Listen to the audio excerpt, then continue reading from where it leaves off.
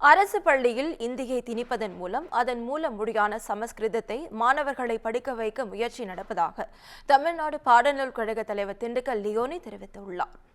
நாமக்கல் மாவட்டம் ராசிபுரம் அருகே நாமகிரிப்பேட்டை பேருந்து நிலையம் அருகே முதலமைச்சர் மு.க.ஸ்டாலினின் பிறந்தநாள் விழா பொதுக்கூட்டம் நடைபெற்றது.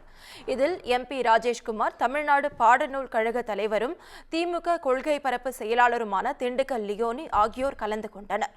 கூட்டத்தில் பேசிய திண்டுக்கல் லியோனி, இந்தி மொழிக்கு யாருமே எதிரி கிடையாது என்றும், பாஜக மூத்த தலைவர் தமிழிசை சொல்வது போல இந்தியை படித்தால் வட இந்தியாவில் பெரிய பதவிகளில் பொறுப்பு வகிக்கலாம் என்றார். இந்தி படித்த வட இந்தியர்கள் ஏன் இங்கு பானிபூரி விற்று வருவதாக கூறினார். மேலும் இந்தியை திணிப்பதன் மூலம் அதன் மூலமொழி சமஸ்கிருதத்தையும் திணிக்க முயல்வதாகவும் அவர் குற்றம் சாட்டினார். ஆங்கிலமும் தமிழும் தெரிந்தால் உலகத்தில் இருக்க எல்லா நாட்டிலையும் போய் நம்ம பொழைச்சிக்கலாம்.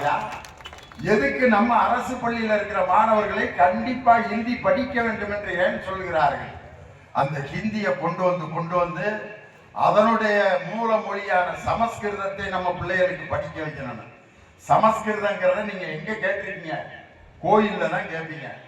எல்லாம் தெரிஞ்ச சாமிக்கு தமிழ் தெரியாத, நம்மளை காப்பாத்துற சாமி, உயிரை கொடுத்த சாமி, லியோனிக்கு பேச்சு கொடுத்த சாமிக்கு தமிழ் தெரியாதுன்னு இன்னைக்கு வரைக்கும் நம்ம ஏமாற்றி கொண்டிருப்பவர்களை எங்கள் தலைவர் வந்துதான் அனைத்து ஜாதிக்காரனையும் அர்ச்சகராக்கி இன்னைக்கு அந்த கோயிலுக்குள்ள கடவுளின் முன்னால் எல்லாரும் சமம்னு சொன்னார்.